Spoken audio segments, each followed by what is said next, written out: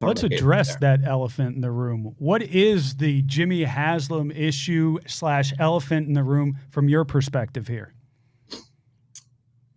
So it's all about who makes the decisions, who really has the power here. And we've been wondering that since Shedeur Sanders was drafted, right?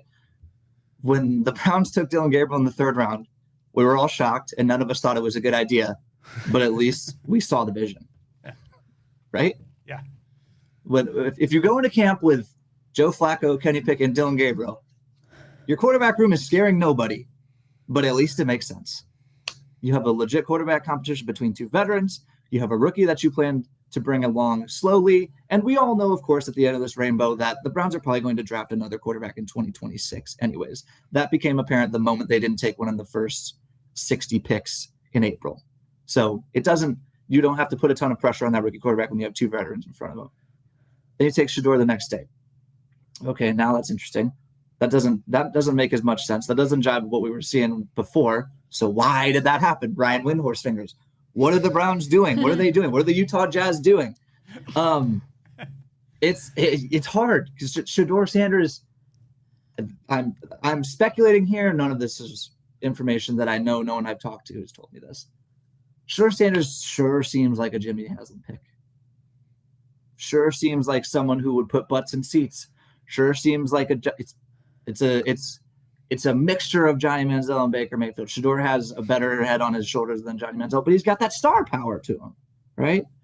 The Baker Mayfield element is he's like, if Baker Mayfield was the Pied Piper of Oklahoma football, to quote football genius Hugh Jackson, then Shedeur Sanders was the Pied Piper of Colorado football, right? He's got the it factor. You can rally people behind him. If you meet him, you see it. People like him.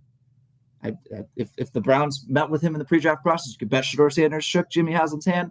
You could bet Jimmy Haslam was impressed because Shedeur Sanders can turn on the charm. Okay, that's the origin of it, right? The next point of interest here, why did Shedeur become the backup when he became the backup?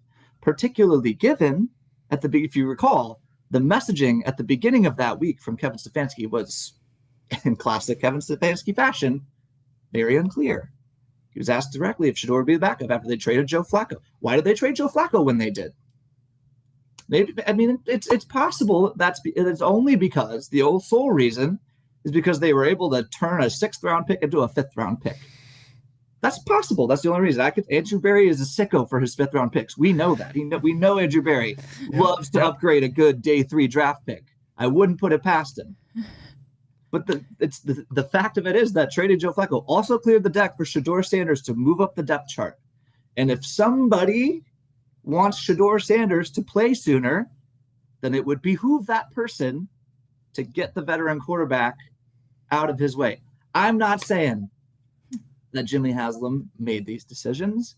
I'm just saying that given his track record, it is reasonable for Browns fans to wonder if he did.